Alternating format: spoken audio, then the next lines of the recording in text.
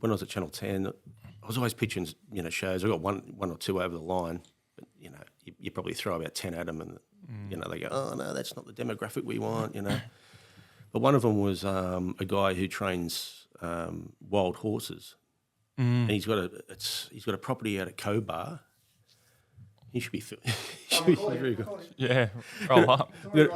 He's got a property at Cobar, and so he takes these wild horses in. But what he does, he also brings in these people, people from that just come out of prison, drug addicts, all that, and so he's like a horse whisperer, but he trains them to cut horses, to break horses in. So it's doing like the best of both worlds, getting them out of the forest, turn them into horses where you can do something with, but also it was like a like a therapy for them. It just made them better, and again, it's just everything falls down because of money, which we'll talk about. It's just so many projects. It's just the money that makes or breaks it. Well, that's what if you can get it up off the ground. Like funding a film, is the hardest part of making one. Yep. Like when you finally get to the filming, that's the easy part. Yeah. We know how to do that. We've got the story with professionals at that. It's getting the funds.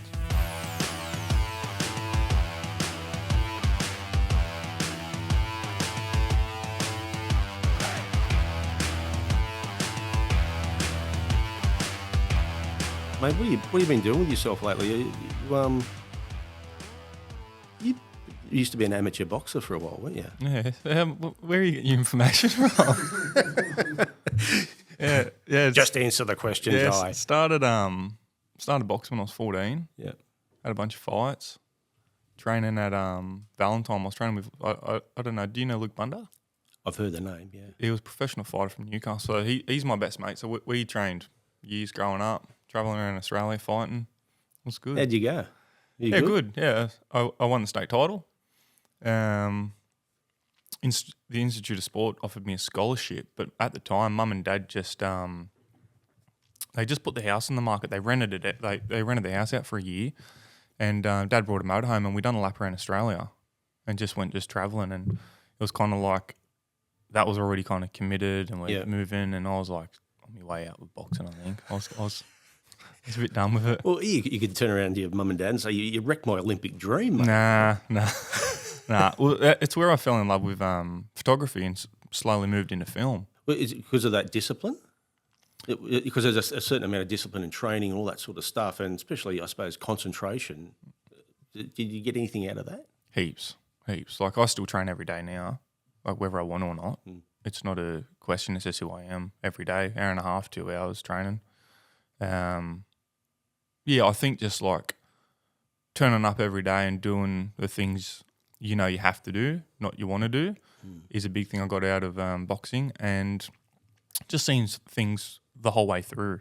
So you start training, you're going to have a fight, you're going to camp, whether like we were amateurs at the time, so 6 weeks, 8 weeks, 12 weeks, however long you get to prep, and you go through the whole way until you have the fight. And seeing the whole thing through, and there's so many days you don't want to turn up when you're making the weight cut, all these things. So, I just apply that to all areas of my life now.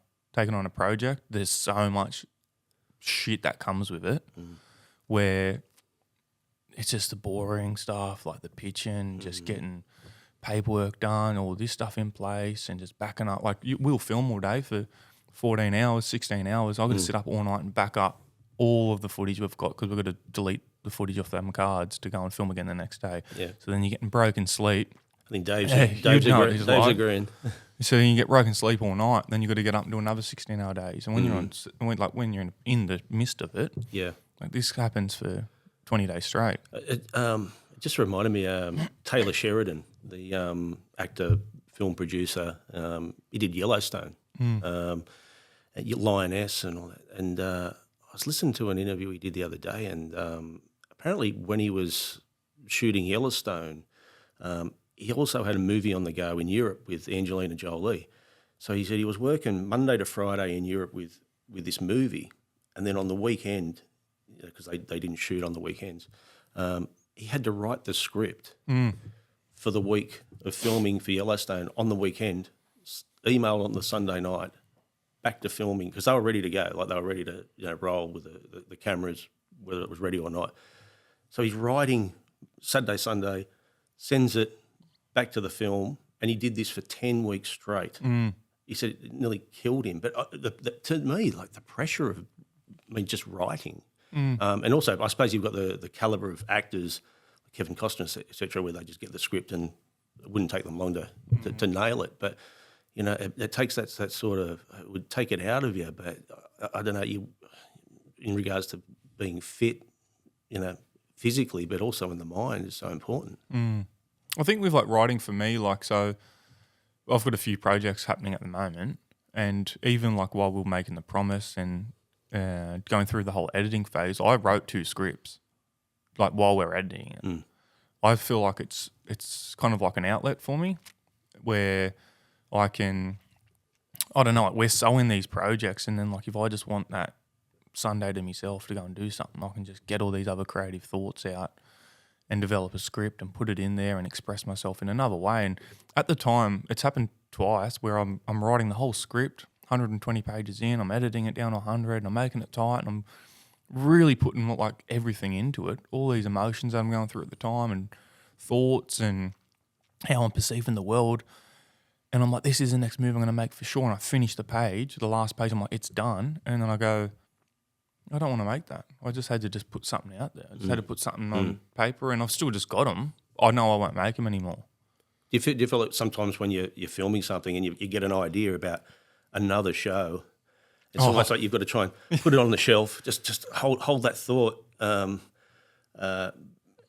or is it good to keep? You know, I suppose that's being a creative. Is that, you know, when you're doing stuff, all walks of life is interesting, and you might be doing a shoot and go, wow, there's another show in this, but in a different way. I walk in at every room and I look at the light and how it falls on people's faces, and I'm thinking about it for a shot. I'll hear the sound, the acoustics in the room. Constantly, like, I'll see someone walking in a shadow and I'll just think about a scene. Like, it's just 24/7. I'm just stuck in this, like, everything's a story, and I'm looking for it and I'm seeing it, and everything is a story. Everyone is a story, isn't it? Every moment. That's, I was thinking the other day. I think we look at it. It was on SBS. It was called Street Talk, where it was this cheap made show by SBS in the 80s, and it was like all they needed was a cameraman and a guy with a microphone, and they just walk around the mall and grab people. And it was almost like, I think Andrew Denton did the same thing on Enough Rope. He used to sit in the audience and then just tell us your life story. And all of a sudden they go, and wow, that was interesting. You know, you had that in you, but no one would ever know. Is this it?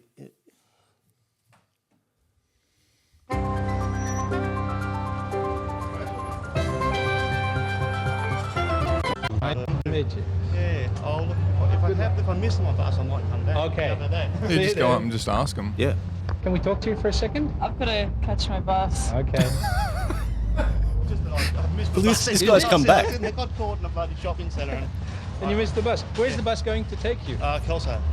To Kelso, which is a suburb but of Bathurst. mum, dad, brother, wife, sister? Oh, I'm still living at home, yeah. Oh, Yeah. Well, my parents both haven't been well. Yeah. And I help about the house. My father's had a serious operation earlier this year, and he's had some complications, had to go back into hospital, and mum's got a bad back, and so I help around where I can.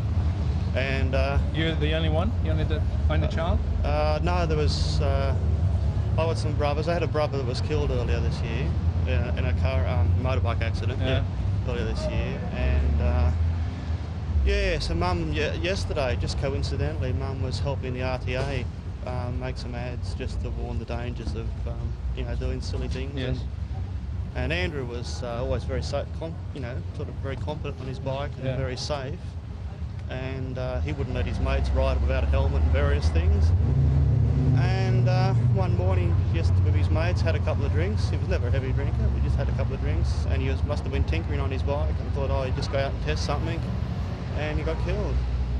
Did he hit something? Yeah, he hit it was someone's horse float.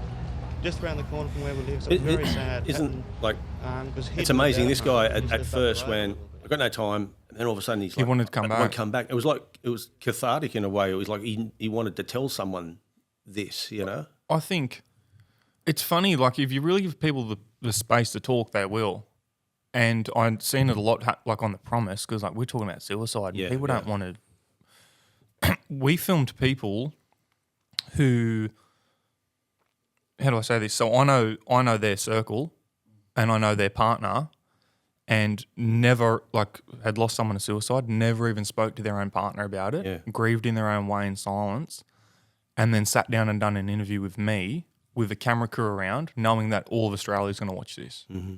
And it's like, it's so weird that then they would choose to do it in that light, but not in the private, safe space. But that's how I come into like doing like film and all this story. So I'd go travel after the trip around Australia with mum and dad.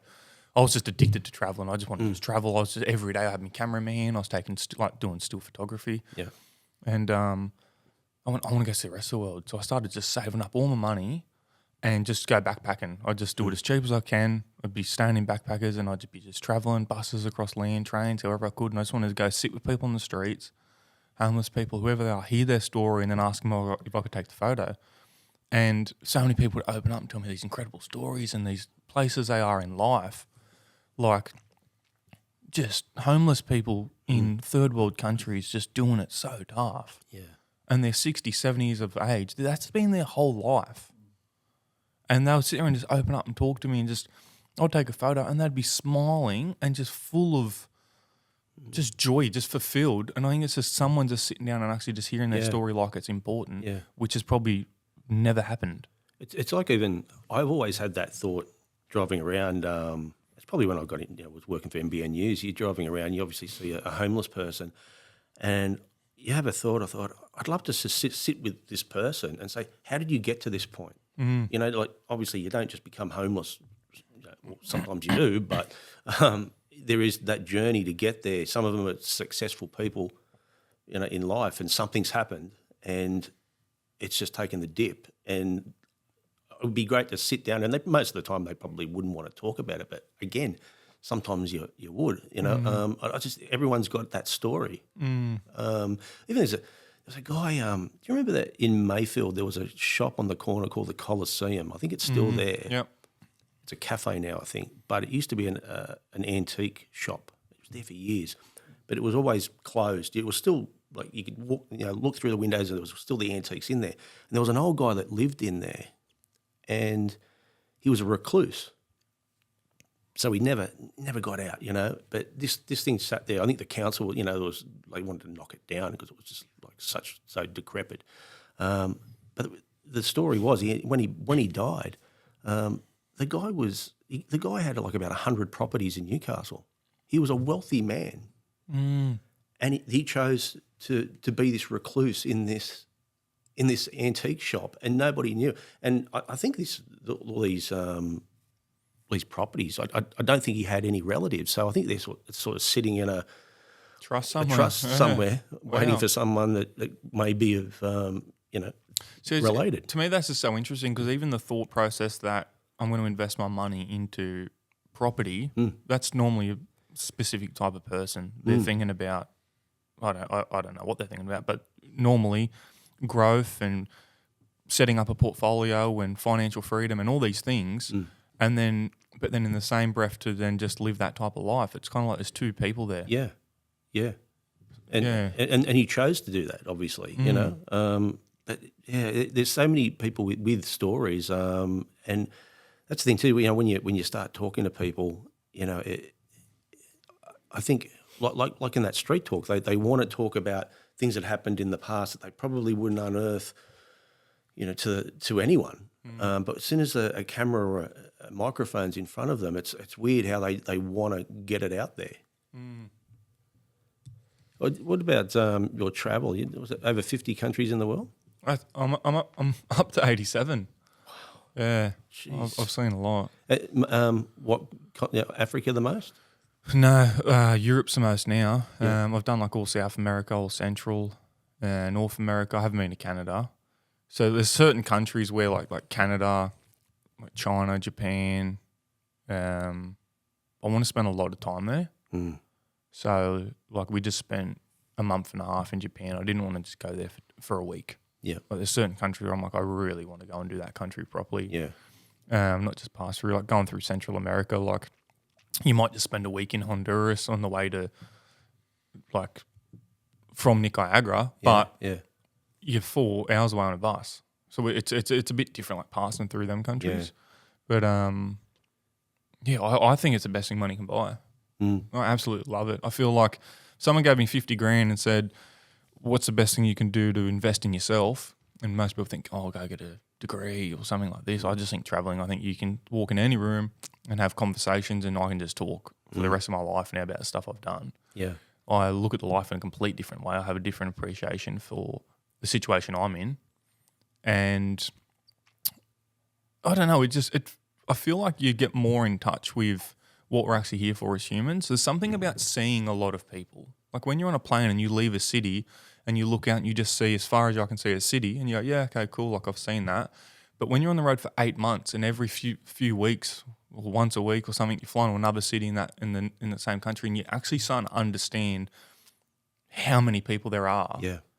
And then what all these lives are like, and you feel, I don't know, it makes you question it makes me question anyways, like what I'm doing here. And like, you know, we've all got that voice in our head that like we're here to do something. Like I feel like I'm special. I'm sure everyone feels it. They hear that that voice, I could do more, or I'm here for a reason or something. And it's funny that you start seeing all these people and you start playing into this different, I don't know, idea that we all are connected. We all are one. It's this big universal energy, and we're all like, we're micro bits of that expressing ourselves through humans. You feel it. You go to some countries and you get the feeling that these people really know how to live. It's not about possessions. You know, it's about, you know, I went to France to do some filming, and I was in a little village called Eze, not far from Monaco. But it's just a little village, and it sort of goes down the mountain cliff all the way to the water. And there's these little villages all the way down.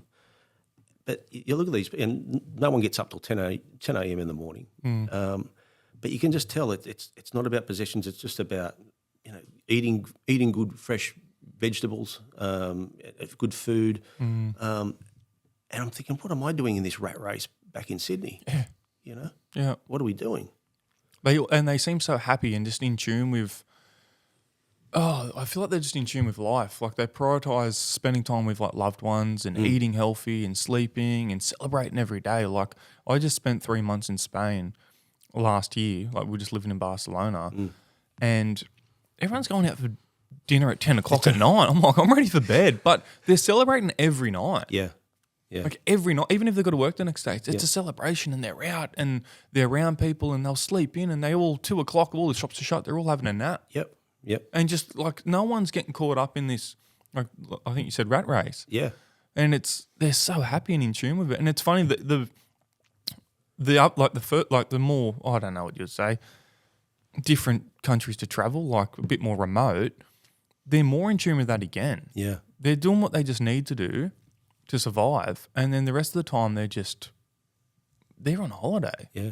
They're sitting around and relaxing and watching the sunset. And I think in Barcelona, I think even their soccer team, sometimes they kick off at like 10 o'clock at night. yeah, it's odd. It's like, Too late. but what about it? Was, I mean, I was watching something the other day about, you know, tribes, you know, that have, you know, in the world that have no, you know, no relevance with, you know, our way of life. And sadly, you know, there's a lot of, you know, things are being eaten into their way of life, you know, like, you know, trees getting chopped down and all that sort of stuff, those lost tribes. What was it the other day? There was, a few months ago, some influencer went to some place on one of the islands off India, and he brought, just for his own good, he brought a Diet Coke and a coconut for them, you know. And I thought, what an idiot, you know what I mean? Like, why would you even do that? You Get know? them hooked on sugar and leave. But this is especially a Diet Coke. I mean, God, my God. But isn't it incredible that there are tribes like this in the world that live the way it was hundreds of years ago, and here we're doing AI now. You know, doing it's incredible wild. stuff on the same planet. Yeah. I remember when I first went to Africa, and we were like right up in the north part of Kenya, Yeah, like kind of near the border of South Sudan, and we would like just drive. We weren't even driving on roads. It was just like full off road, just dirt tracks, and it was like every day we were just driving for hours, going out to this place. We were heading out to a farm. I was meant to do some filming, and I remember just looking out, and this lady's walking along with a spear. And she's got like maybe 8 kids behind her. Half of them aren't even wearing clothes. Like they're full just naked, living off the land. And she stops and turns and like holds the spear at us and watches the car drive past and then just carries on. And I'm like, I didn't think people live like that still on Earth. yeah, Like at the time, that blew my mind. And like I'd already done a bit of traveling. Like I'd done a fair bit of South America, yeah. like a lot of Asia. I think I went to Europe already. So like I'd already seen a lot of culture. And I'm like, oh, I'm well traveled. I had no idea. Yeah, yeah, And I'm just like, it's still to like there's these people that have never seen the outside world. They're living on the same earth. yep, yep. What's the best country? Like if you're at the top of your head, the best one. I love Spain. Spain. I love Spain. Yeah. Well, is it because it's still in your head at the moment? No, I've been there a few times now. I love it. I love all like South and Central America. Yeah, I like I'm trying to learn a little bit of Spanish. I don't speak Spanish, but Yeah, I can order some food and stuff. But I like the culture. I like the language. I like the people. Like the way of life. They're all so lovely. yeah. I mean, I love everywhere. There's nowhere I can't say I don't like. Did you go over there? And, did you find some stories over there and go, oh wow, I could do something over here with this? Yeah, well, I done a short film. I shot it in like 2 days. But there was this lady. She's an artist, and she just lived by herself. And beautiful artwork, like abstracts. She does a lot of abstract work, but then also does like ocean pieces, like kind of like a bit more like realism look. So you just met her in your travels, or did you? Yeah. I just met her, and I seen her on Instagram, and just reached out for coffee and started chatting, and hearing her story, and I wasn't even planning on doing a film. I was like, do you care if we like do a little piece? So she's just painting, and I go to like a studio and we're filming, and I think this is the part that really blew me away was she lived a whole life in Argentina, between Argentina and Brazil, like in South America, got to 50, and then just goes, I'm going to start a whole new life, moves to another continent, to Spain, and now she's just living there. She's 71. Yeah. And I'm like, that's wild, because like we've got one life, one time here, and like so many people just go, oh, I'm here in Newcastle now. Yeah. This is my home, and I'll be here forever. But to really just pack up and start again, you don't know anyone. Like that's a big step. That's really like finishing one chapter and starting a next. Yeah, and you can't take that back. Like you've chose to do that now. Like that's her story. Did you feel that's something a lot of people would love to do? But this day and age, everyone's locked into the mortgages and jobs and stuff like that, and families. But they'd always love to cut ties with what they're doing and do something completely different. I mean, I was a carpet layer for 21 years. Oh yeah, still am. I'm back laying carpet. yeah. So I've done this whole full circle where I started when I was 15, and all of a sudden got sick of laying carpet. But I How are your knees? yeah, pretty good. Pretty good. Yeah, I sort of try and keep myself fit, because all my body weight goes to my knees. So if I put weight on, then it's going to affect my knees. Yeah. But yeah, got out of it, and I started doing, funny enough, extra work in films, and the sort of the way of one thing leads to another. So I went from that to doing presenting work, and then all of a sudden, I did a presenting course in Sydney, and I had to do like a project, and the project was like what you'd see on Fox Sports, like a story on a referee. And the guys doing the course went, hey, that wasn't too bad. That's actually nearly as good as the real thing, And I went, wow, maybe I could do that. So then I sort of got into that, and it's like when, it's like you meet people. It's like when one thing leads to another. In a nutshell, did a radio show, build up a contingent of contacts, that were already in the industry, got the foot in the door. Next thing you know, I'm reporting for the SBS at the World Cup in South Africa. Mm. And I'm still laying carpet, I had to put that to the side and then come back and then go to NBN in Newcastle. Hey, I'm Michael. I've just done this. I'm like, who are you? I'm like, I don't even know who I am at the moment, They start giving us work, and then it just snowballed to the point where Channel 10 in Sydney, and then just had enough.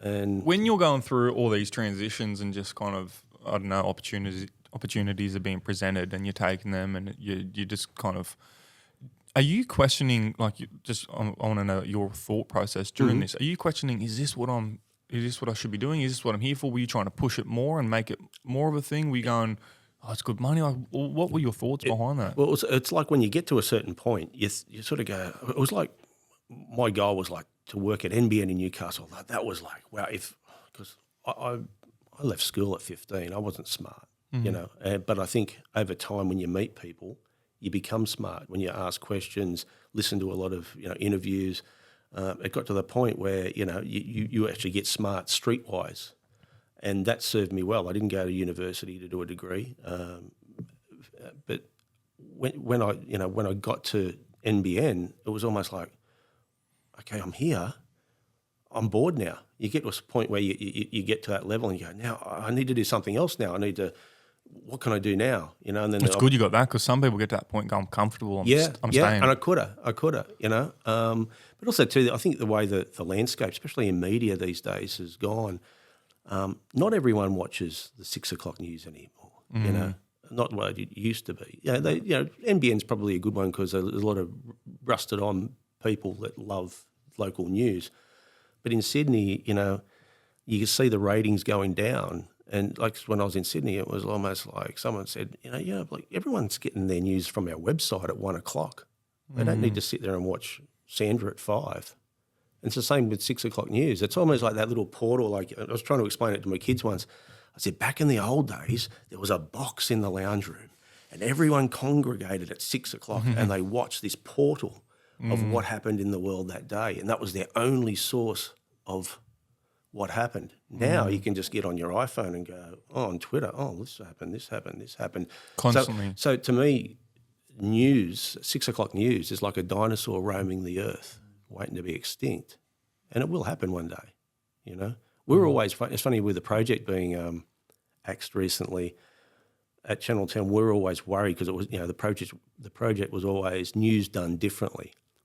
Well, the people that ran Channel 10 were always cutting costs, always getting rid of people, editors, cameramen, And the people running it used to hate the news department because we used a lot of resources. And it was like, we can get rid of the news, which saves so much money. It's all about the bottom line these days. And so we actually thought one day we're going to get morphed into the project where they just have Sandra at the start of the show going, Sandra, what happened in the news today? Because every station needs to have a news service to keep their license. That's the only reason news is probably relevant at the moment. But over time, things change, So I think, in that small space of time, those 10 years I was in it, I was there, I did it, but I can also see the decline, and I just wanted to get out before it actually did, And I'm glad I did. I get to come back here and, again, laying carpet.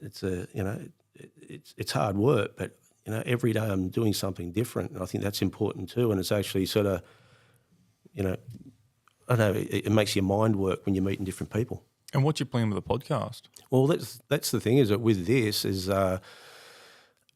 when I was at NBN, I did a little series on a Sunday night called, what was it called? I think it was Incredible. The Incredible Lives of People of the Hunter or something like that.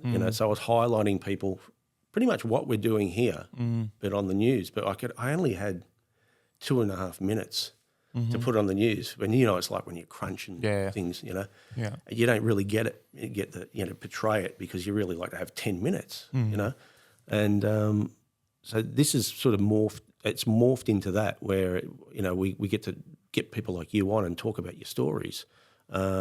Which we will soon because I'm sick of talking about myself here. but it's almost like just getting it out there. And when I was in Sydney, I took it up a notch where, it was about incredible people, but in a documentary series in an hour form, which I'd never thought in my wildest dreams I'd get a documentary series on mainstream television in Sydney. But now I'm back here, you're meeting so many different people and you go, wow, I'd love to, chat to you about your life. I think it's every time I go into a house, I go, it might be a beautiful house. How did you get here? What do you do? Might be a bit intrusive, but most of the time they go, I was this and I was that, It's I think it's interesting, just like the homeless people. How did you get to that point? Mm. Yeah, it's great. I love it. Well, I think it's just like hearing them stories. I don't care who it is, where it is, anywhere, even if they're homeless or whatever. I just want to sit and just. Well, it's like the other day. I went to a house at Belmont. I saw a mobile home, and this guy, he was retired, and I said, "What did you do?" He said, "I was in Sydney for 40 years." I said, "What were you?" He goes, "I had a news agency in King's Cross back in the day, and it was a 24-hour news agency." And I'm like, wow, you'd have some stories. He said, oh, yeah. And I said, okay, pull out your best one. And he said, okay. And I said, I don't want it to be about druggies coming in or prostitutes. Or something unique. He said, right out. He said, one day there was it was about midnight. I had to cover for someone that couldn't come in. And a limousine pulled up. And these two big bodyguards, burly bodyguards, stood on either side of the door. In walked Prince. Really? And he's walking around, and he had his offsider next to him, and he was just pointing at the magazines and he's grabbing these magazines, and then just walked out. And the next night, the same thing happened. Two guys on the door, but this time they actually introduced him to come in. They said, "Ladies and gentlemen, the man they call Prince," and then he walked. And there was this old guy up the back. He was drunk, and he goes, "Prince, I don't care if it's the fucking Queen." I went, what a story. Yeah. And I said, mate, have you told this story? He said, no. I said, that would have went to your grave. So there's little gems just in suburbia where people have had great lives. Yeah, they ran. Just the way things have changed too. I want to talk iPhones. I mean, you can do a movie on an iPhone these days. There was a film, I forget what it was called, and it premiered at Sundance. And you might have to look it up. And then right at the end, they it come up on the screen. This was filmed on an iPhone, and everyone just went wild. Yeah, and it was like, I think it was the first feature film completely shot on an iPhone. And I think it's like a kind of a comedy drama. They're like, yeah, I haven't seen it. It's called Sunset. I don't know. Yeah, but isn't it amazing you can do that? These days. Well, it's a story. Like, it's not so much about all the gear and the light and all of this. Like, that's all good, and that makes it entertaining it makes it more of an experience, I should say, for an audience to watch. Like, you are watching, you're not reading a book. So, like, let's make it look good. Let's make it sound good. Let's do all that.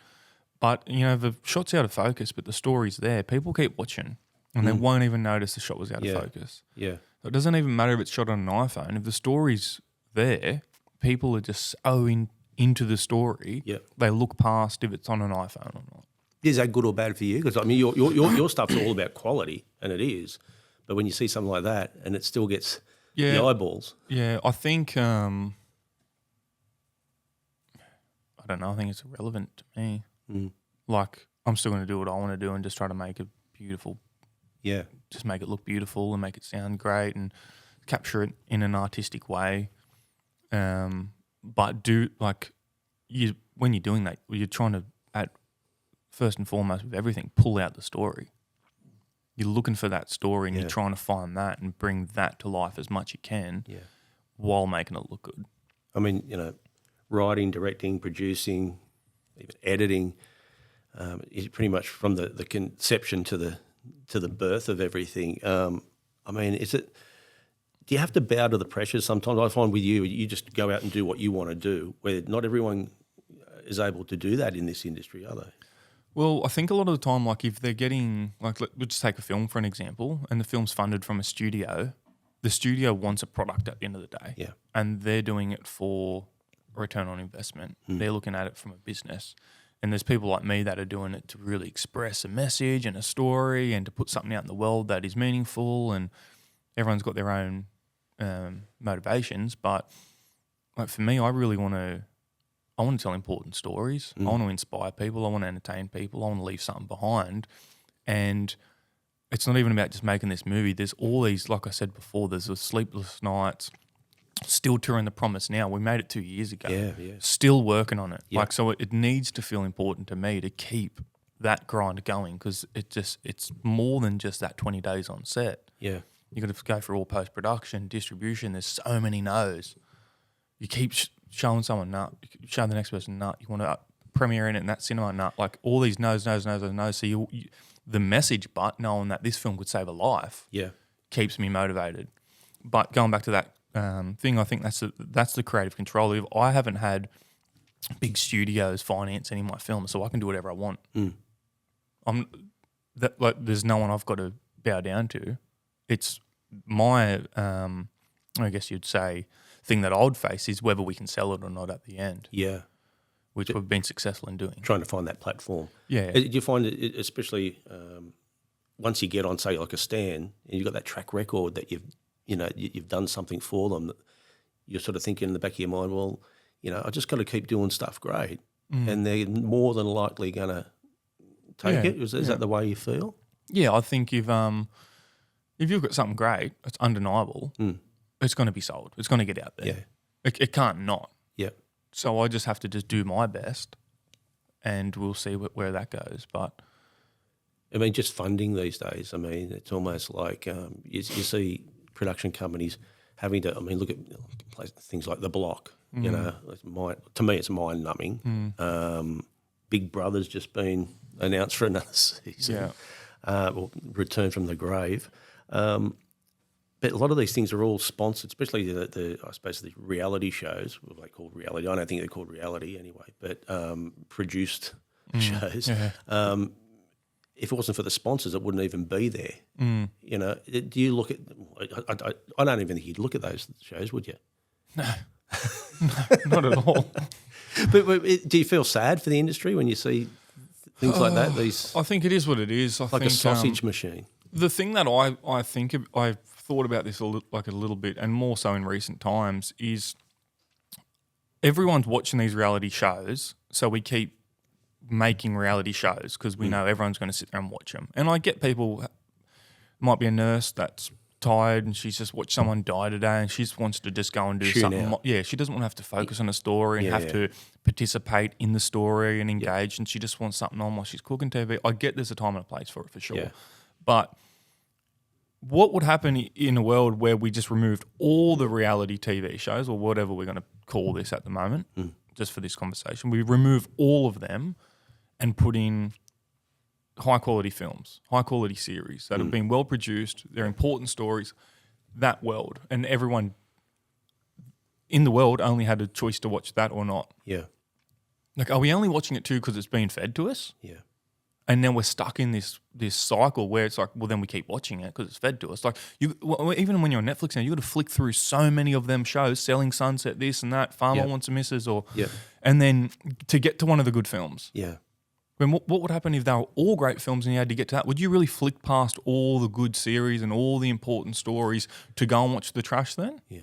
It's almost like I find, especially with production companies, I mean, they're all trying to make money, to live.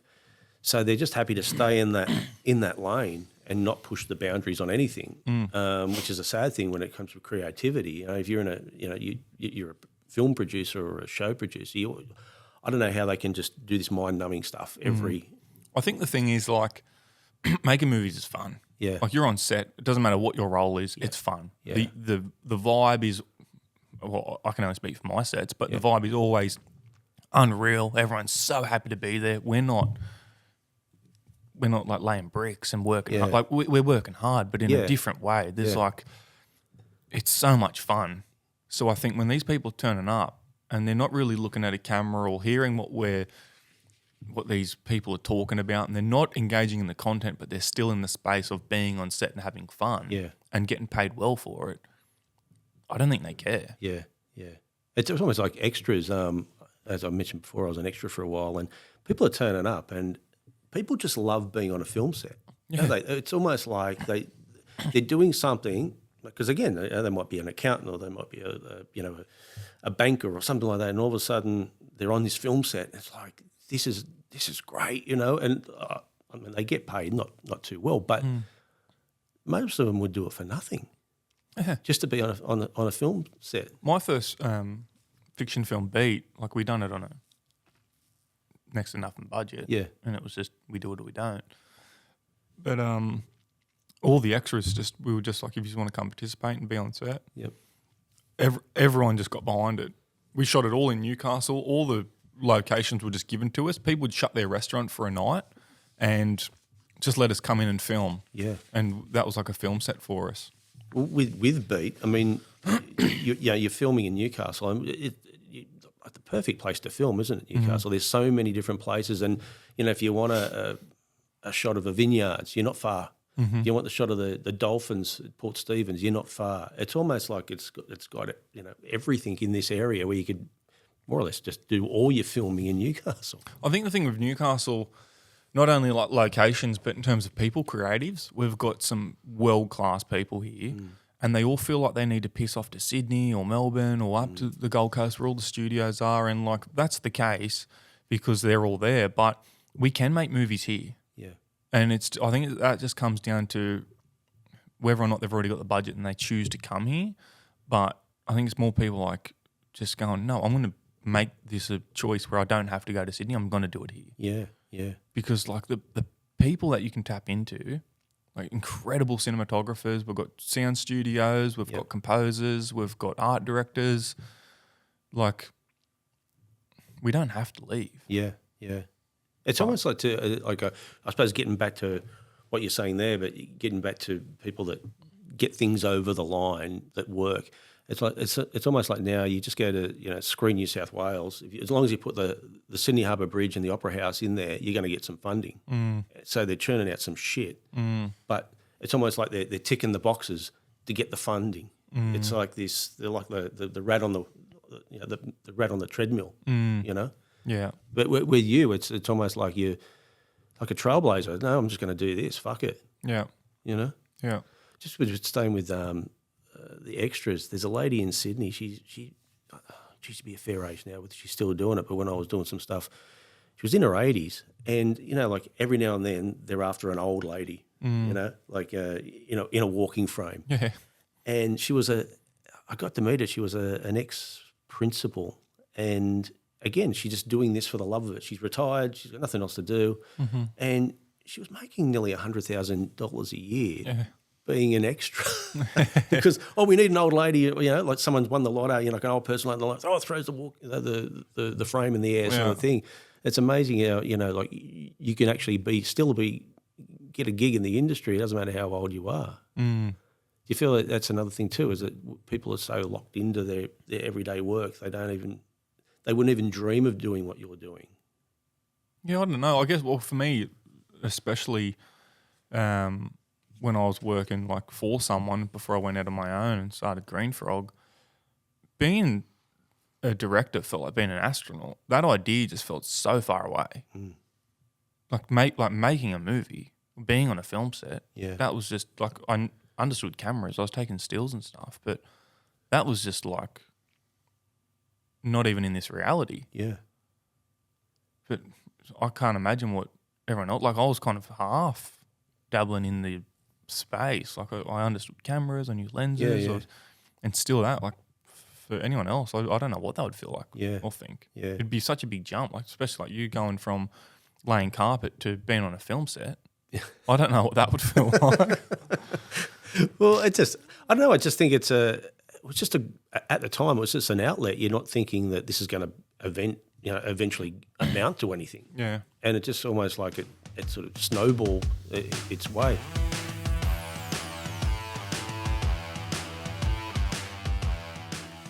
At Elk Architecture, we don't just design buildings, we shape the spaces where life happens.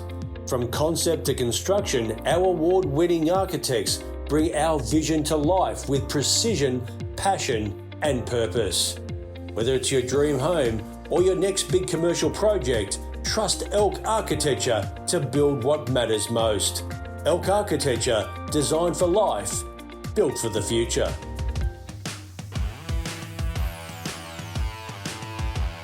Another fellow that you know, he's local as well, Zach Jarrett. He's been trying to get the Les Darcy movie over the line for so long. He has. Well, I think they've got the rights to it and they're writing the script. Oh yeah, but they need the dough. They need $20 million. But that's what I'm saying. That it's taken so long to get it to that. I think he shot a pilot and all that sort of stuff. But now it's like I think he's even got an Academy Award nominee ready to jump in. Yeah. And still he has that drama of trying to get this great script over the line. I think the thing with stuff like that too is like, imagine you've got 20 million now just sitting in an account and you could give it to him if you want. Yeah. And it's a great story and a script. But you're actually thinking to yourself, even if you don't want a return on investment, what happens if I fund this, I give them the money and they don't pull it off? They don't come back with a film. Yep. Or they come back and it's absolute garbage. Yep. And then everyone is just going, you've just ruined this great story, this legend story. Like, I'm not saying they will. Yeah. Zach will absolutely do a great job. Yeah. But I'm just saying, like, as the investor or someone giving money, you've got them things in the back of your head. Yeah. I hope it goes ahead. Or I do too, because he's actually offered me an extra role. Has he? Beautiful. I don't know what I could actually be. I'm the sort of the guy that where he spits the blood into the bucket at the side of the sort of thing. Yeah, the last time I was chatting to Zach, I think he said that they were looking for cast. So I don't know how far down the line it is. Yeah. I spoke to him the other day, and he said they need about $20 million, and again, it was easier said than done. It's just getting someone to believe. It's funny. There's another story. There's a fellow by the name of Jesse Fink. He's an author, and he's an Australian. He used to work for SBS, and he's written some books. And one of them, he wrote 2 books on AC/DC. One was on the Youngs, on how AC/DC started, and the second one's on Bon, as in obviously the lead singer Bon Scott. But while he was writing this book, he's a bit like you when you're being a film producer, where you're writing something, but then you're going, oh wow, there's another story just there, So while he's writing the first book, he's finding out that there's a groundswell of people that are sort of saying to him in these interviews that he's having, oh, did you know that Bon Scott wrote the whole Back in Black album, which is, Bon Scott died in 1980. Within 6 months, Back in Black gets released, and it's like the second biggest recording album in history.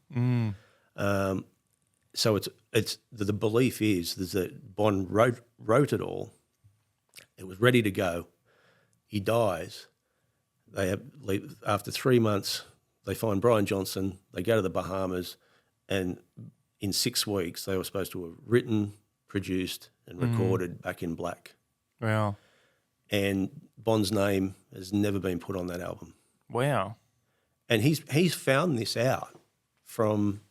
So does everyone know this now? Like, this is just common knowledge. He's wrote the Bond book, and he's copped some, because there's a lot of AC/DC fans that aren't happy with this. I suppose it's a case of the people that love Brian Johnson aren't happy with it, but the people that love Bond are going, yes, like, let's get this out there.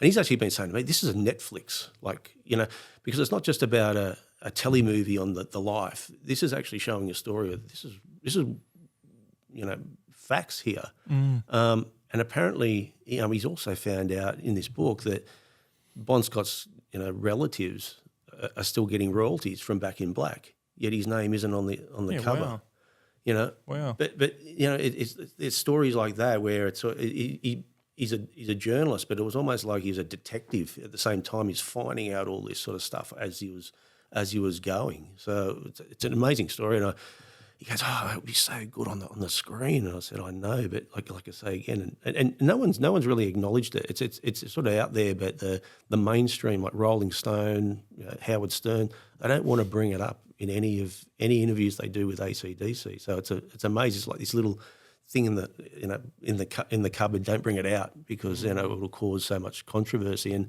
over the years, their interviews have sort of changed a little bit. They haven't stuck to the formula of what they were going to say right from the start. You can tell that there's cracks appearing as they get older in regards to the story back when they got together. So, but anyway, that's a great story. I wonder if they want to slowly just transition to letting it come out. Well, I think it's a case. I mean, they're such a brand now. It's just a massive machine, and I don't think they'd want to go back and more or less say, "Hey, we've been lying for all this time. It was Bond," So I think it's like a case of it's just stick to our guns, and this is what happened. But I mean, you sort of think of it. Brian Johnson's name, he's credited with writing all these songs, but he's never replicated that. And in a lot of the albums later after that, they're credited with the Young Brothers writing the songs. And you sort of think if you just had a guy that's just written the second best album of all time, you just keep fucking writing, man. Yeah, so what's happened? Like it's almost like the scripts. Even some of the songs you could, she was a fast machine. She kept the motor clean. Mm. Now, Brian Johnson says it's about a car. So the people that know Bond said, no, that was about a girlfriend. Mm. And should I say it? So she was a fast machine. She kept the motor clean. They said that Bond liked women that had nice smelling vaginas. See where I'm going? Yeah. But they made it out like, no, because Brian Johnson was a mechanic, so it was about a car. There's your promotion for this episode too. Cut that out and put that on as a reel somewhere. But it's out there. It's out there. And poor old Jesse, like he's almost like he's got all these other things. He's done so many other books, but it's almost like everything comes back to AC/DC because there's so many people that love that band, Yeah. I want to get onto AI. Is that a worry for you in the film industry? I mean, it's doing some pretty wild stuff. Have you seen this new Google thing? And you can just type in what is like text to video, and it's perfectly in lip sync, and it's lit like a camera, like a gaffer would light it. Wow. There's a movie that was just released in China recently. Oh. It's This is new to me. It's outrageous. The full movie's AI. Yeah. Yeah, wild. The Great Wall. Look, it's. They thought the war was over. But beneath the wall, something stirs, older than myth, darker than fear. The Tao Te return, and this time, no sword, no wall, no empire stands alone. From every corner of the earth, warriors answer the call. Archers, scholars, rebels, orphans, and legends reborn. In their hands lies fate. On their shoulders rests the last defense of humanity. The wall is not just stone, it is all of us.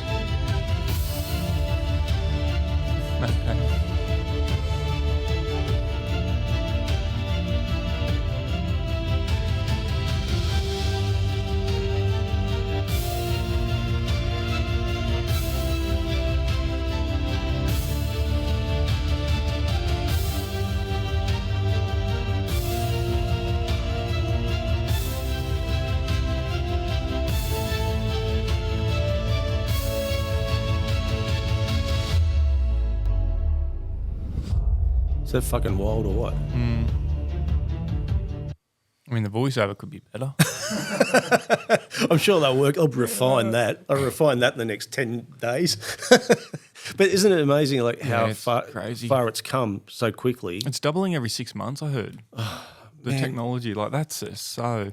Think about, I remember, I don't know when it was, but getting on like the broadband, the dial up, sitting there trying to get on MSN to chat to my friends, and it'd be sitting there loading, just to sit there and like send some messages.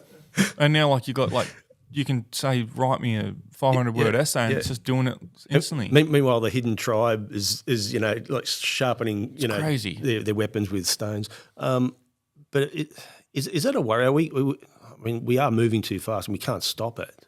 But we created a monster here.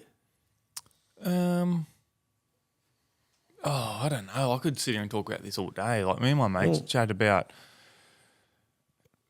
like, have you looked much into like the simulation theory? No. Like we're in a simulation now. Oh yeah.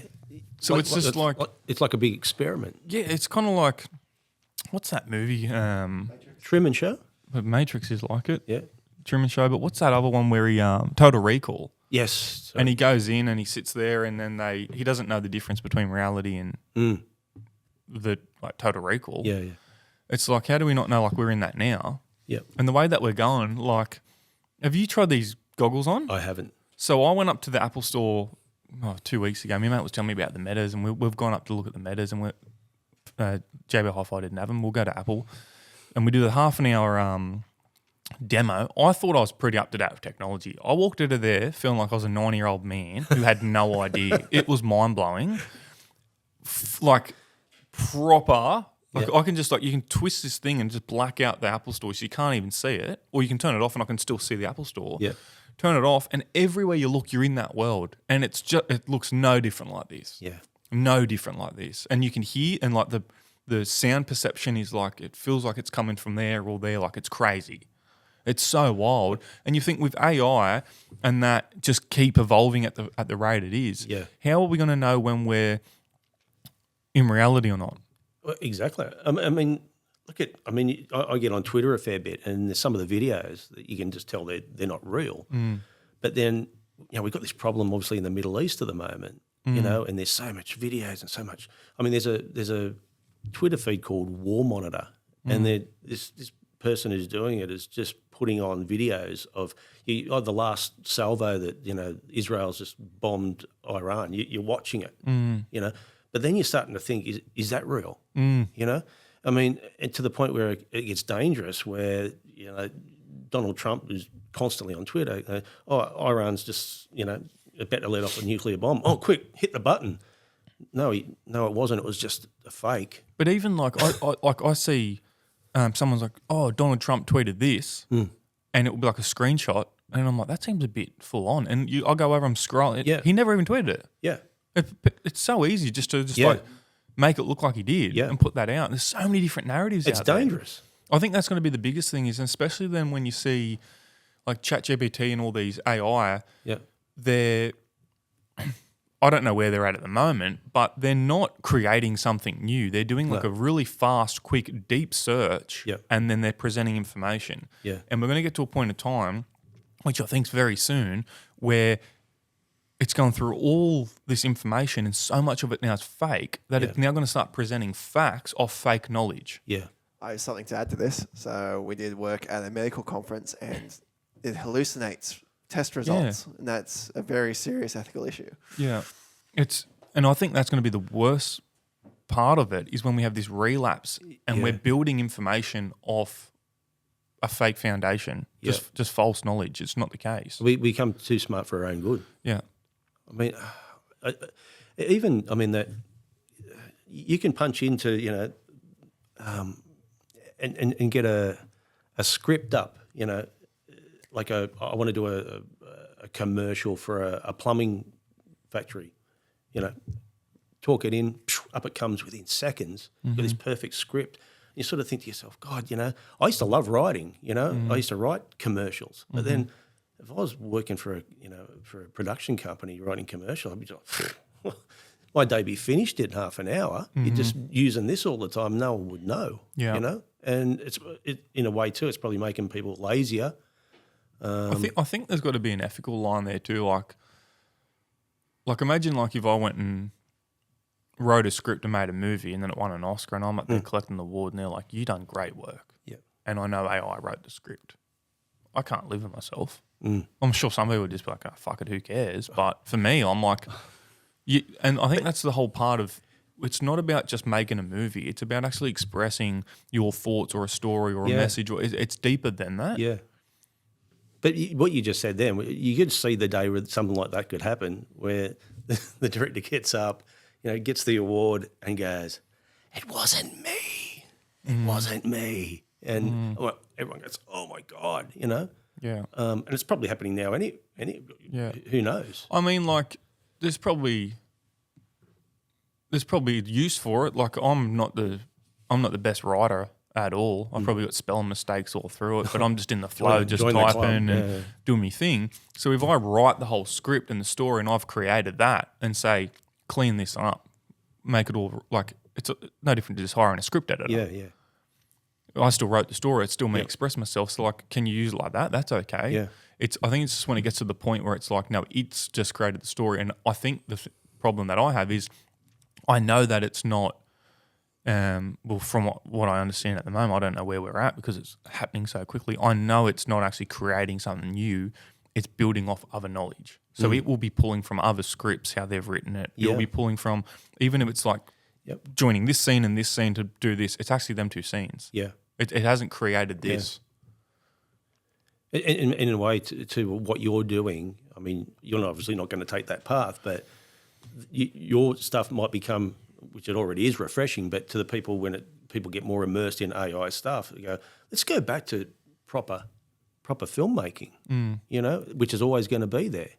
The thing that, like, I love fiction so much. Yeah. And I'm working on a fiction at the moment, which we're shooting later in the year. But I think that's the thing with documentary, is it's real. We're not working with actors. We're not in controlled environments. We're not working to a script. It's this happened or it didn't. Old mate's going to go try to climb this cliff with no arms. Yeah. We're going to film it. We're going to document something. That's real. Yeah. AI has nothing to do with that. Yeah. Nothing. Do you like docos better than scripted stuff? No, I don't know what I like better. I feel like everyone keeps talking to me about I'm a documentary filmmaker. Yeah. You don't like to be put in that? No, like, well, I've done a fiction and a doco, one for one.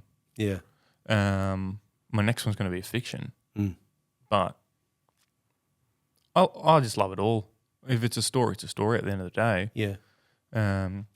We've started buying international films and distributing them here in Australia. So they're not even my films. Like, I just want to if it's really unique story, if it, like I said, I've got my own mission and purpose. Like, I want to inspire people, entertain people, and make people think about life and all these things. Now I'm just even doing that with if another film director's done that, and I feel like he's hit the nail on the head with that story that he's told or she's told. I want to distribute it here in Australia. Yeah. Yeah. I mean, you were talking to me off camera in regards to, what you've been doing lately, and it was funny. I got on your podcast, Unscripted, which is a very good podcast. Get onto it, everyone that's listening. You spent some time. And there was one that I scrolled through, and there was one guy that I stayed with, and it was this guy. He was like an animal whisperer. Ryan Tate. Yeah. How incredible was he? And you're doing some work with him? Yeah. So we're filming we're kind of doing an environmental. It's an environmental documentary series, but it's got dogs, and it's the old saying, don't work with children and animals. These dogs are better than half the people I've worked with. They're incredible. They are incredible. Like, I go, can we get a shot of the dog? He goes, yep, sit, and it just sits there. Yeah. We can just film all day. That dog will not move. Like, I think the thing is, he worked at the zoo. I'll tell it this way. He worked at the zoo for years, and he would do all the shows where they'd be mic'd up, and the eagle flies off around the Sydney Harbour Bridge and comes back at Taronga Zoo and lands on his arm. He would train all them animals. So filming with him was like having one of them shows privately for the whole day. He was getting these dogs to do stuff that I've never seen a dog do, and just down to like, can we make it land on that spot? That's where we've pulled the focus to. Yeah, no worries. Boom, it'll do it. Just time and time again. Like, it was incredible. Wow. Yeah. And you were doing it. So you were showing a scene where you're in the bush, and the dog was trying to find. You explain. So there's these things like a pathogen that they go through the soil, and they like latch onto trees and they're killing off. So Australia's got the largest extinction rate in our fauna in the world. And you think every time a tree dies, all the insects and bugs and birds and everything that lives in that's been impacted. And these pathogens are killing off rainforests and massive, like there was a massive issue out at Lord Howe Island where they had like this invasive species that was in all the trees, and they send these dogs over to find them because humans just can't find it. Like he was saying something about they done a test where they had 20 bags of soil, like a big Hessian bag full of soil, and they put like it's like a millimetre, it's this micro little thing in one of the bags in one of the dirt, and they didn't know where it was. And it took humans 8 weeks to find it. It took the dog 15 seconds. Wow. Yeah. God. And it's funny when you talk about dogs like that, the first thing you think of is like sniffer dogs at an airport. But this is like next level. Yeah. You know? So that's just one story. Like we've got some doing conservation stuff with koalas and development sites. We've got, there's so many different things we're following. Yeah. So we just shot the pilot. And where do you think that'll land? Chatting with Netflix, chatting with Stan. Yep. Is it an easy process doing that? Like, yeah, it's like I think that was the thing that I was chatting about before. Is that's the biggest, like the two biggest challenges in making a movie for me is funding the thing. Yeah. And then when you've got it, selling it. And I've been lucky enough to be able to sell all my films. And then we've started buying international films, and we've been selling all them too. So I've like tapped into distribution kind of around the back way. Yep. Slowly going through cinemas, but like we're getting good relationships with all the different streamers. Like it was just finding who the person is was the first challenge. Yeah. Like who do I call at Netflix? Where's the email? Do you know, I actually, when I was in Sydney, we were trying to find Netflix, and it was almost like it didn't exist in Sydney for a while. Yeah. It was like, where's their office? And it took it, and I was reaching out to some well-known people, and they go, we don't even know. And we found out that they're mainly based in America, their office. And then there was this, it was like a red herring, it came up and said they had an office in Piermont. I was like, oh my God, Channel 10's in Piermont. It's just around the corner. And it was one of those, office hubs where there's like 1,000 different businesses in this one building, but it just didn't exist. And it was like, this is like, there's a story in trying to find Netflix. Yeah. Yeah. But it's like that with a lot of them. Yeah. Like I know when you start getting in the industry, like you figure out who the people are, and but my company's only been around for like 3 years, 4 years. Like, so I'm just trying to do it all on my own. Yep. I'm made the movie, and then I'm trying to sell it. Where do we go? Yeah. So it's just constantly just trying to just overcome them little challenges, I guess. Yeah. But no, like we've been pretty successful with doing all that. It's still just like funding the things are the hardest part. Yeah.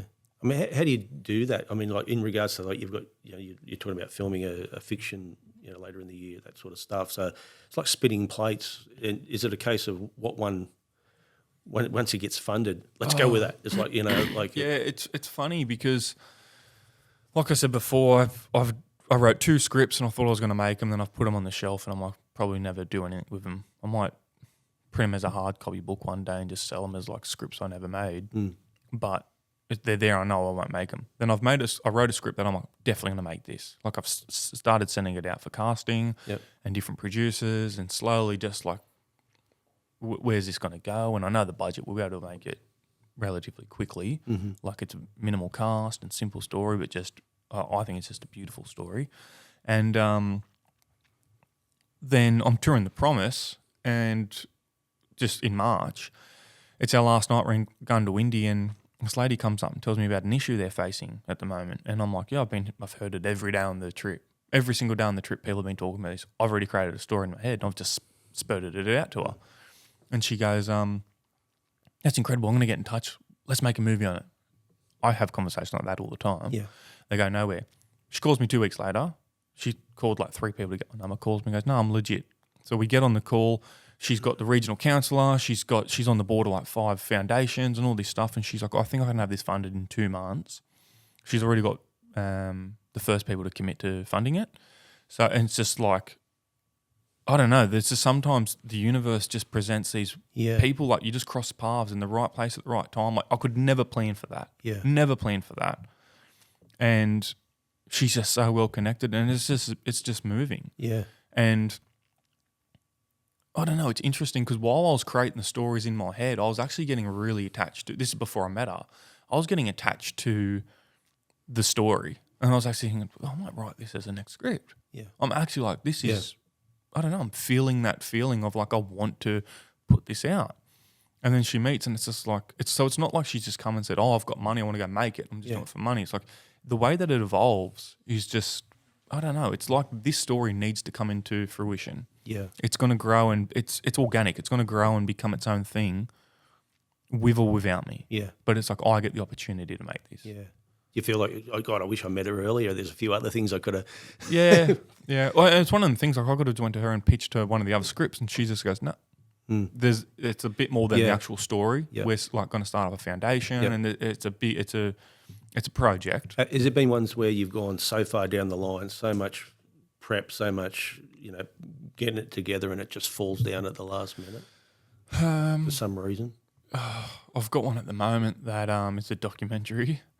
It's an international documentary, and we had it probably 80% funded, which is we can go and get that and come back and start working on post and find the rest of the money later. We're about to book our flights, and the place where we're going to film at, there was a massive. Their economies. It's in Africa. Their economy just changed overnight. The budget doubled, and then investors started feeling not confident about it, pulled out, and all this stuff. And then we've started getting more funders back on board, and it's just been this thing for probably 14, 16 months. I've been working on this film, and we're ready to go film, and I don't know. It's like, but I just try to look at it and go, well, maybe last time I was in Africa working on something, I thought I was going to get killed. I thought I was not going to come home. I was like, we're locked in compounds. We had to get gun escorted out of areas. We'll listen to people get killed. Like it was full on, and I just think maybe the reason it's taken so long or it hasn't just got picked up is maybe now's not the right time, because if I go over, we might have another one of them experiences, or I might not come back. It might be worse. Yep. And I don't know, it might just be funded next month fully. And it's like, now's the best time to go, and it's all going to plan out. So I like to think something, God, my grandparents that have passed away, someone's guided me with all these things. Yeah. The stories that just come into your life at just certain Times. moments just seem so, and that's what I mean, like they seem so relevant to where I'm at. Like sometimes I feel like I'm figuring out my life or what I'm going through in my mindset by making the movie. Yeah. Or by writing the script. Yep. Yeah, it's just reminded me. When I was at Channel 10, we did the Passionate Players series, and one of the episodes was on the Everest, the horse race. Just the conception of it, how it come about, all that sort of stuff. And same sort of things what we're talking before. When you're filming it, all these other people are saying, you need to do a show on the Kosciuszko, which is, it's on the same day as the Everest, but it's only for country horses, trainers, jockeys. But when it gets to the final, they run at Randwick. So it's a big thing for these. And they said, that's where the stories are, in the country towns and all that sort of stuff. And I went, yeah, I might revisit that. So I did. So I pitched it to Peter Volandis, who runs Racing New South Wales and obviously the NRL. And straight away he went, great idea, Michael. I'll get it funded for you. I said, right. And I also, I have the boss of Channel 7. He comes to the Randwick Racecourse every Saturday. I'll get him to put it on Channel 7. I'm like, wow, this is going to be great. I work for Channel 10. I'm going to be in trouble here. But you know what? I said, Not anymore, mate. You work for Channel 7. At that point, I thought to myself, if I get sacked over this, so be it. Yeah. I was at the point where I'm just too far gone. I just want to do this. So again, for the next few months, it was just trying to get it together. And straight away, we went to, he said, we'll get TAB to give you some money. So I walked into the office. The lady that run the TAB just, here's an $80,000 check. Wow. And then we went into, the Hoteliers Association. Here you go. And I was like, wow, this is fucking easy. Next thing we got, producers from Channel 7 going, what's this series we've got to put on? What's it called? What is it? Our bosses just told us to do this. And it was just like, oh my God.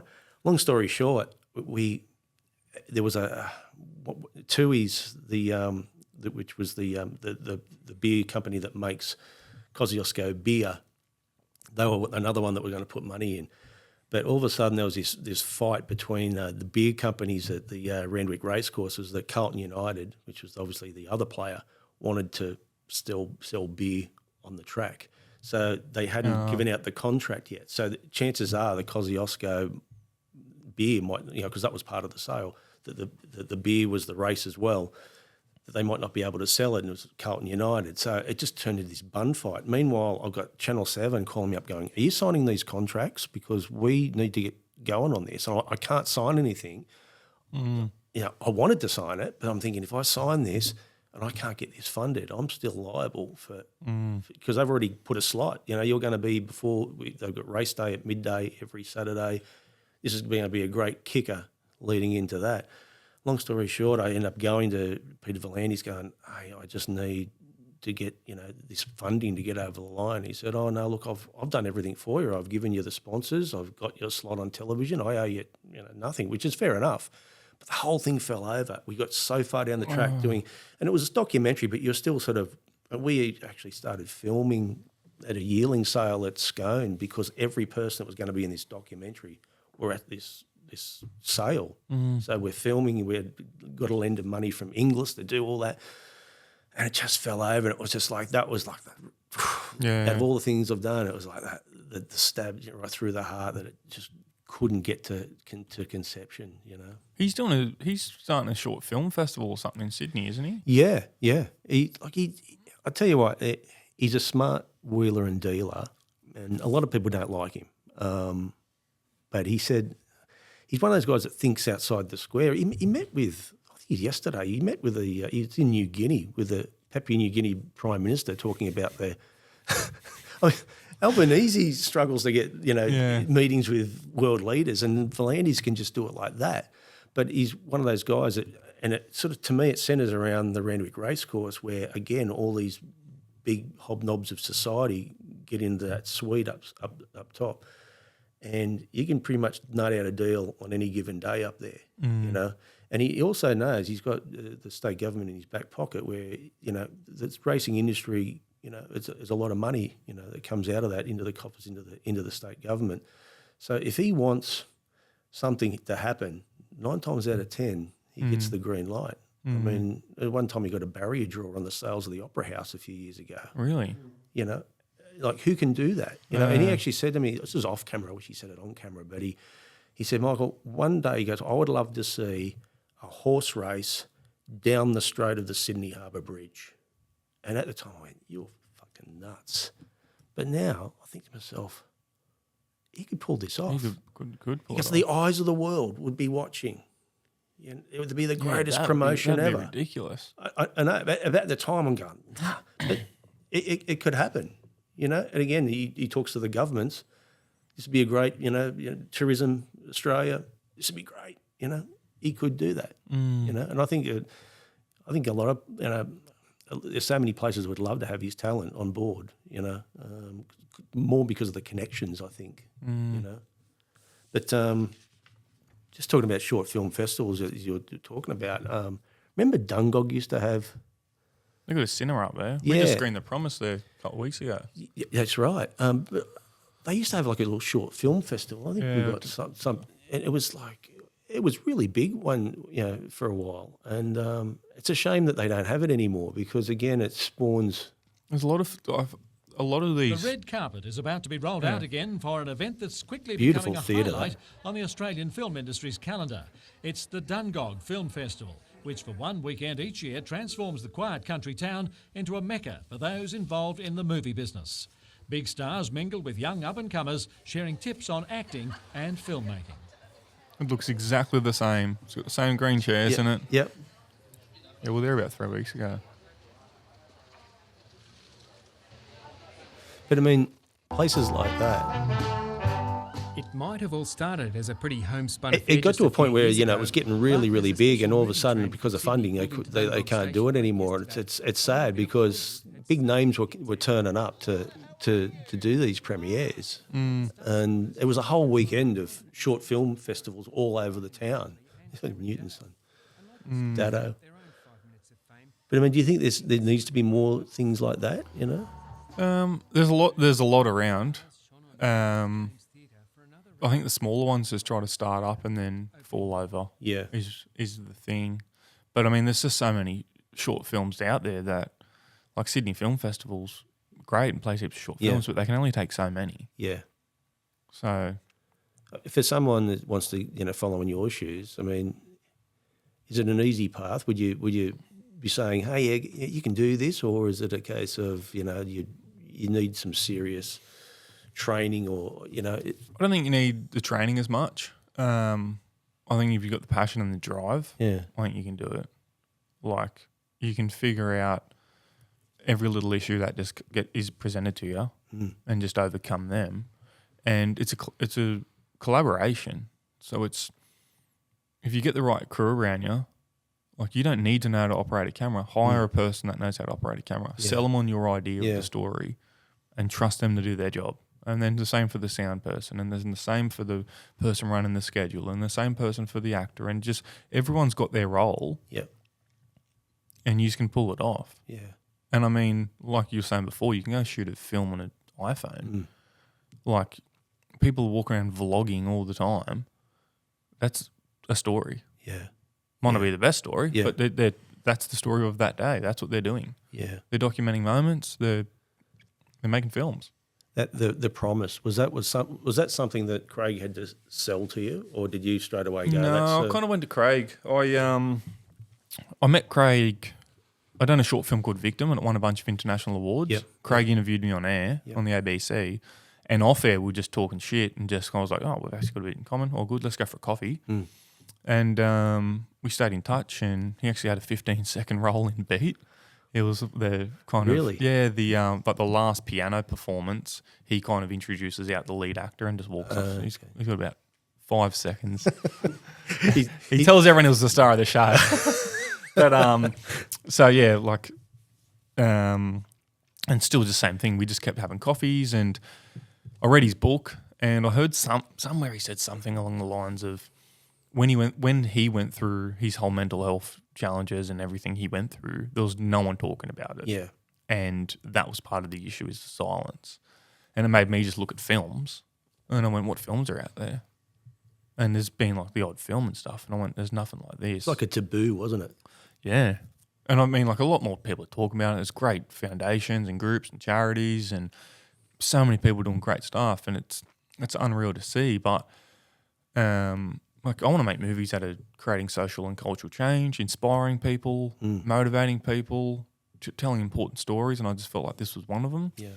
And we use Craig's story as the main core story in it. We keep coming back to Craig, but we opened it right up, and we interviewed people that had lost loved ones to suicide, other mental health advocates, like sports people, like Tim Zhu, Wayne Bennett, Paul Harrigan. Like, there's a lot of people in there. We interviewed New South Wales paramedics. Yep. It's such a complex issue, such a complex topic, and I just wanted to have it as well rounded as I could in an hour. Yeah.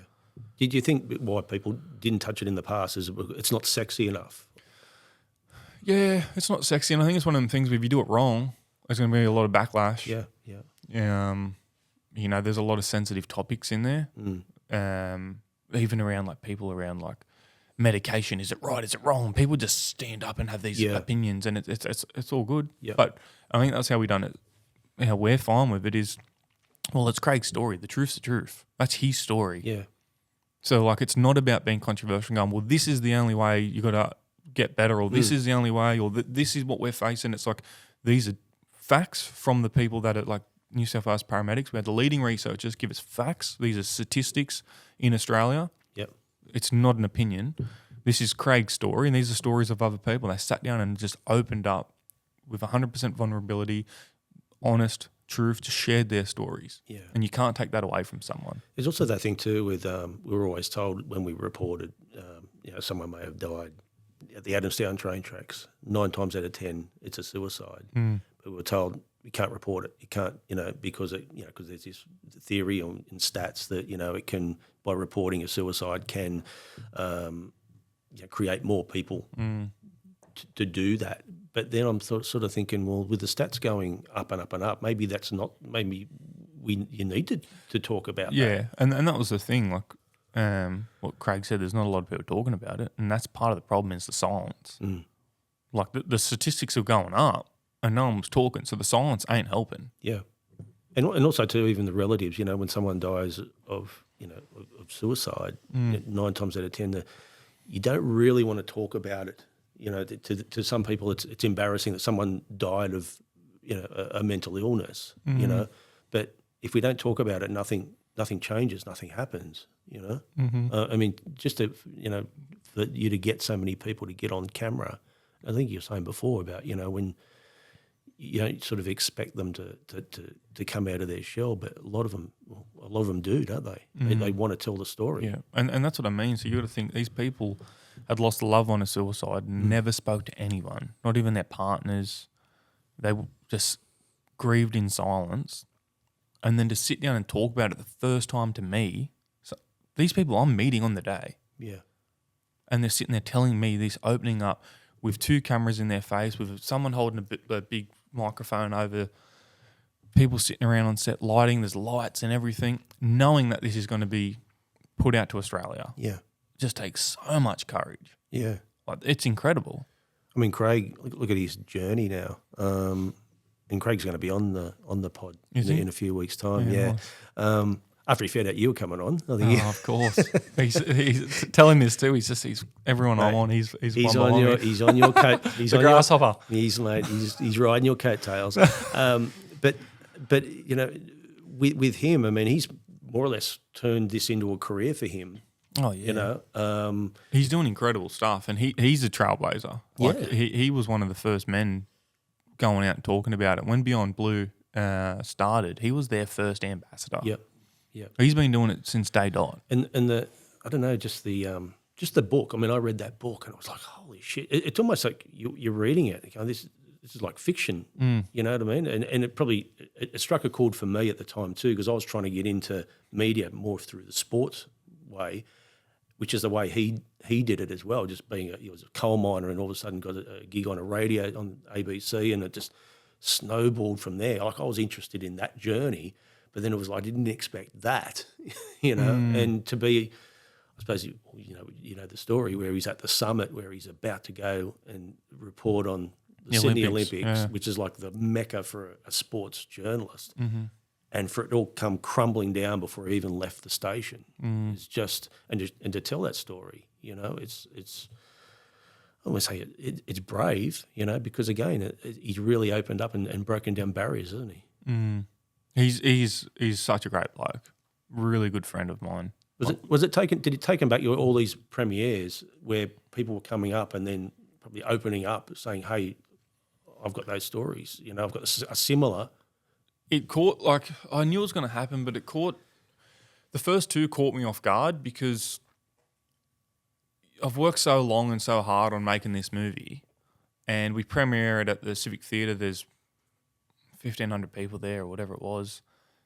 And you premiere in your film. You had a film premiere. I'm here talking about the movie I made, and I'm so happy, and like premieres are great. Yeah. There's the after party at the pub, just you walk across a little thing. Everyone's going to go back there and have drinks and chat and, talk about the film.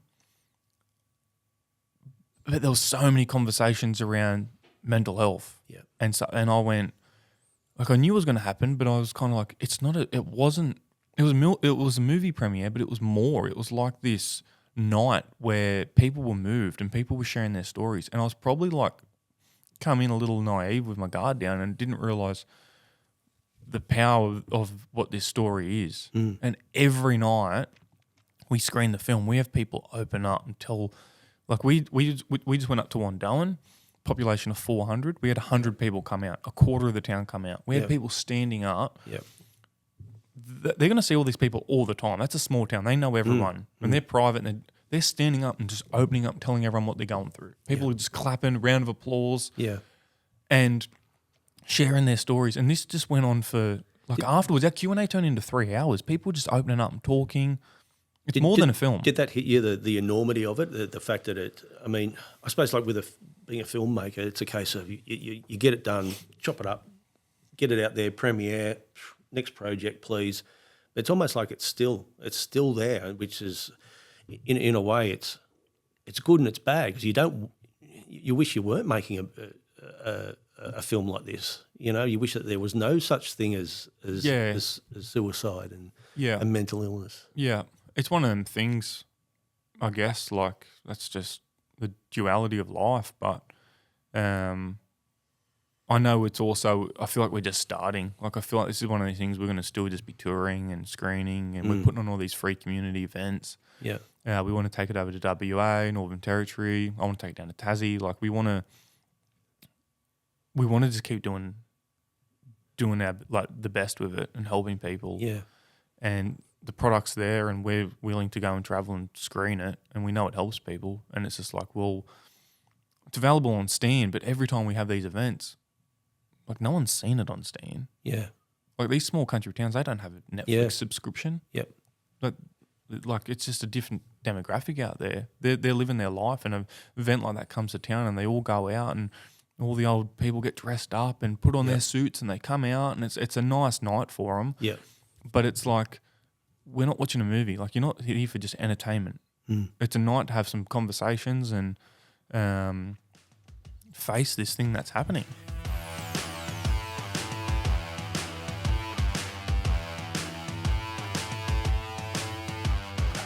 Being a filmmaker, being a creative, is it? I know that a lot that don't want to be pigeonholed down that one road of something, but something like that, you could quite easily do that because there's so many genres of different. You could go forever. Mental illness. Yeah, you can go forever. I guess it's one of the things. Like I've had people saying, "Are you going to do a second one?" I was like, "No," and I've had people with their own stories similar ask, and it's like, I feel like I've done my part there. Does it take the toll on you, like in regards to listening to people? Because that's another thing too that can trigger, And that was the thing I was talking about that caught me off guard with the premiere is the first two hit me, like it was fun and, you know, it's a great night premiering your film. You've been working on this thing for so long and now you're showing the world this is awesome. This is the moment you live for as a film director. Yeah. Like people get to watch your work, not just make it. Yep. But yeah, it caught me off guard and I don't know if taking a toll is the right word, but it definitely hit me. Like I remember having a chat with Craig. We're driving down to Sydney after the Civic premiere to screen it down at the Ritz in Sydney, and I said, mate, like I'm exhausted. Like we've had one screening, and I just wasn't expecting to have I love having a deep conversation. Let's sit down and talk about everything, or any time. If it just happens in the middle of like, oh no, I'm paying for fuel, and old mate starts chatting about it, I'll keep chatting with it. Like I love it. But it was just I don't know if I went in naive and thinking about film premiere and wasn't expecting the conversations, or maybe I was just really taken on the emotions of the people. I'm not sure what it was, but it really hit me. Yeah. I had a couple of chats with Craig and probably had to change the approach of how I would have them conversations. Like I still sit down and have a chat with someone for an hour after the screening. Yeah. But I can't take it on board like it's my issue. When we go home, it's like I've done my part and I've hoped that I've helped them, and the film's my voice, and that's me. You've got to come home and sort of put it to the side. Yeah, it's like we've done that, and we knock off. You know. We've got to go home, but it's fine now. Like we've screened it.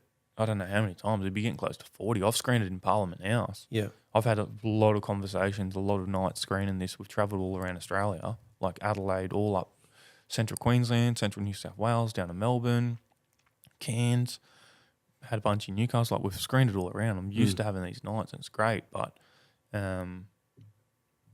yeah. Have you had mates or anyone that you know that you didn't know had problems since you've done this and they've come forward? Not so much mates. I've had a couple of encounters, like one in particular that I've told a few people, and I said on my podcast, it's so I train every single day. I go to the gym, I sauna, ice bath, I do all this stuff. And I'd finish training, I'm in the sauna having a sauna, and I jump in, there's a lady that already knows me, and there's another guy sitting in the corner, and he's just sitting there, like you just sit there, just breathe, you zone out, you do your thing, you're sitting in a hot room. And she's having a chat, what are you working on next, and blah, blah. We're having a conversation, how are the screenings going, and this and that. And she gets out, she'd already been in there for 15 minutes, she's cooked. gets out, and it's just me and old mate, and he just goes, "Did you direct The Promise?" And I went, "Yeah." And he goes, "Me and my mate watched it, made The Promise. He was suicidal. It saved his life." Mm. And I was like, if I didn't sit in the sauna with this guy, would never have heard that story. Yeah. And I think that's the power of like a film like this is it's out there available Australia-wide on Stan, and we'll never know the people that it reaches, and we'll never know the people that it helps. Yeah. I won't hear them stories. I can't go sit in everybody's sauna across Australia and just bump into these people. It was just by chance. But just got to know that like we've done our best, and hopefully it's out there helping people. Did you know the enormity of it before you got into it? Did you sort of know what was? Yeah. Like, I don't want to make a movie that no one sees. I want them to go as big as possible. And I know this is a big topic. Yeah.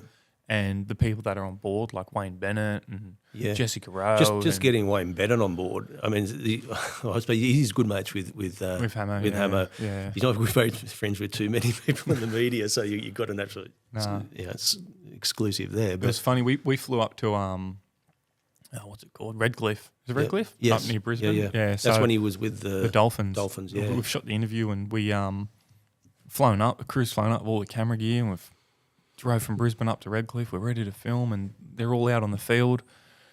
They're training, the boys are training, and someone walks over and goes, What are you doing? Well, because we've got the camera gear and stuff. Yeah. Oh, we're doing an interview of Wayne Bennett. We will only be like half an hour with him. Half an hour. Have fun with that. Walk off. Yeah.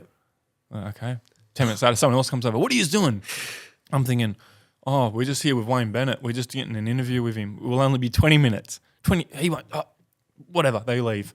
4 people come across. It just kept getting small. I'm thinking to myself, like, what are we, like, how much are we going to get out of you? Like, they're saying he won't give us 5 minutes. Yeah. Anyways, the training session's wrapping up. There's Fox, there's NBN, there's all the bloody news people are all lined up. Yep. And I'm thinking, he should go and do interviews with all these people. Like, I don't watch footy. Like, I'll watch footy, but I'm not a massive fan. Yeah. I'm thinking, this is going to take ages. Like, are we going to get it? Like, we've just, flown a whole crew up here.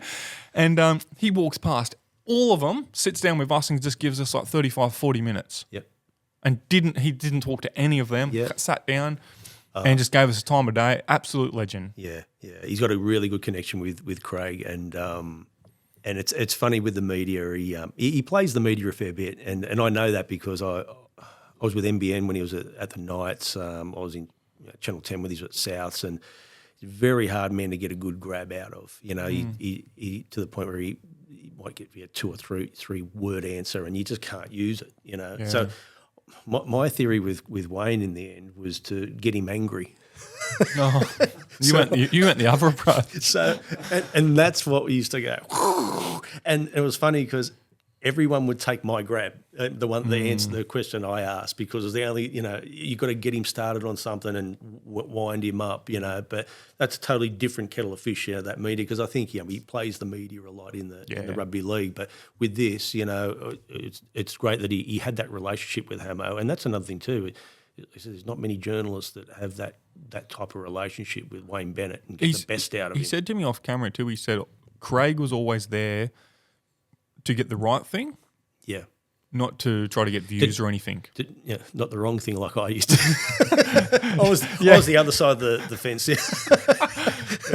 But no, he gave us a great conversation. It was so authentic. He was honest. Yep. He didn't feel rushed. I was trying to be very mindful of his time. Yeah. And wrap up, but like in my head after hearing these people come up and say like you're not going to have any time with him, I'm thinking, all right, we've got to just get straight into it. We might have 10 minutes if this. So I'm like straight into the conversations, but then I realised like he was just having conversations. He wasn't in a rush to leave.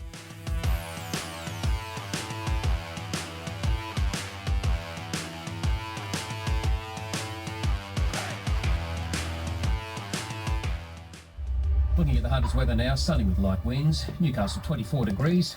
You're up to date with ABC News. Well, if you've been listening to ABC, you'd have to remember a bloke by the name of Craig Hamilton. He's been touring Australia talking about suicide. The life I lived before 2000 compared to the life I lead now, it's like it's 2 different people. I'm suicidal. 8 Australians die every day by suicide. There's more conversations and awareness and education around mental health and suicide than there ever has been. Yeah, we're dying more than ever. Loneliness, social isolation is huge. People are craving for connection, craving for that, being human. This is what we haven't done. We've danced around mental illness and depression, but we've never really articulated that the worst possible outcome is when someone takes their life. He's someone that we probably wouldn't think it had happened to. That's one of the fallacies with it. We think, these guys are so strong and it wouldn't happen to them, but that's not the case at all. I think if we all shifted our attitudes and we shifted the culture around mental health, we could be intervening before it's at that crisis point. When someone asks for help, it is the bravest and the hardest thing they will ever do. Sometimes having a conversation, being able to speak about it, is all it takes. One conversation can change a life. One conversation can save a life. I'm Craig Hamilton, and today I make the promise.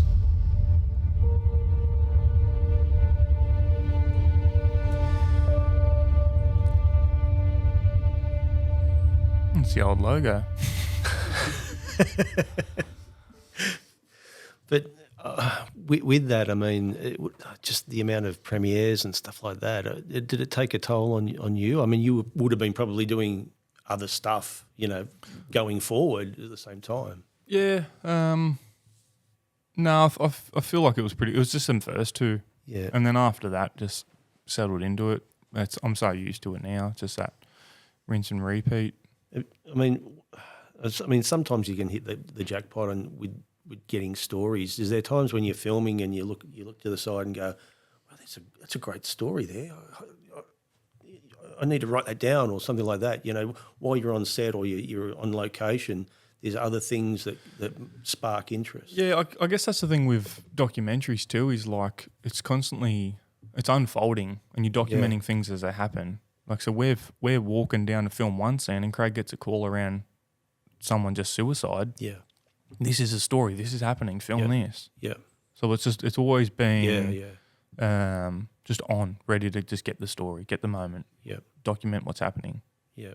Well, we're going to have Craig on in a few weeks' time. What would be the when I ask him about Jye Currie, what's he going to? He'll call me the grasshopper. We've got a bit of a joke going. I don't know. Tell him how I beat him in golf. I got a better handicap. He'll love that. He would hate. He would hate that. It's funny. It sparked a. I thought about the other day. It was Jerry Seinfeld, and he was in all the Newcastle Grade Up Building Society ads. Now that was the greatest coup of all time. We got that. You got a guy that was the biggest name on the planet at the time, and all of a sudden, this building society in Newcastle, here it is here.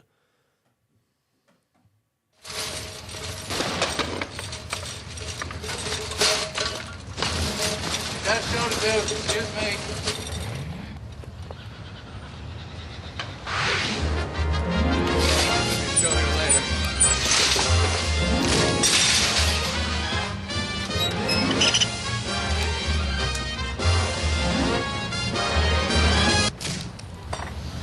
When it comes to your money, you don't want great. You want greater. It's like maximum. When I go to a drugstore to get pain medication, I want maximum strength. Figure out what will kill me, and then back it off a little bit. Where are you from? Here. Well, it's nice to have you back. The Greater Building Society has one of the highest customer satisfaction ratings in the world. If you want to know why, speak to an expert. Ask a Greater customer. Anybody here from Wagga Wagga?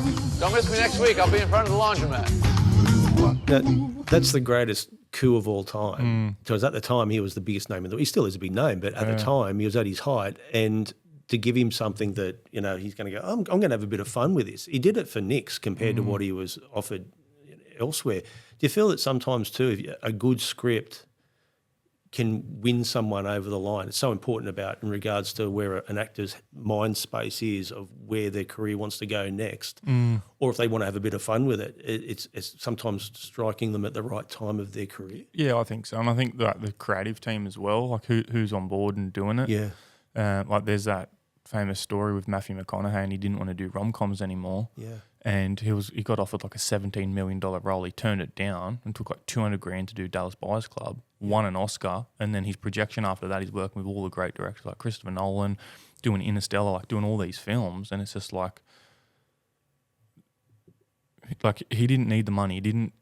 He made that choice off the script and off where he was at in his career and who the team was, and I think that has a lot to do with it. Yeah, I mean, I suppose sometimes it's potluck on who you get, isn't it? I mean, when you think about a movie, whether it's a short film or a longer one, when you're writing, do you sort of in your mind going, I've got a character, I've got a person for that, or do you just have, or do you think the script's a case of this is just going to sell itself to whoever reads it? No, I do. I have someone in mind. Yeah. Like when I'm writing it, it just helps me visually, like especially if there's more people in a room. Like when I'm writing a scene for multiple voices. Yep.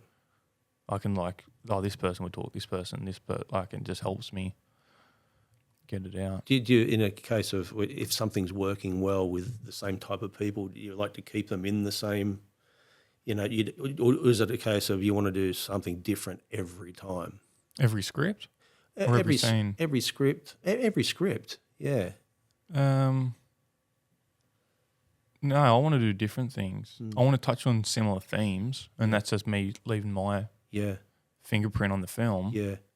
Like, so for some reason, I was thinking of Ricky Gervais, where he sort of all the things he does. It's almost like he keeps the same people. It's like it's this group. They know everything that what he does or how he thinks. They ad lib when he doesn't even ask them to ad lib. That sort of thing. It's almost like what works, let's just keep it working. But for you, obviously, every script is a different beast, isn't it? Yeah, for sure. And it depends on the genre, it depends on the story, depends what's I guess, yeah. And I think that's the thing is like it depends on where I'm at in life too, like what I'm putting into it. Yeah. Right. What's if you had a film that's that you think's unachievable, what you'd love to get? What's something you would love to make that may come about or may not?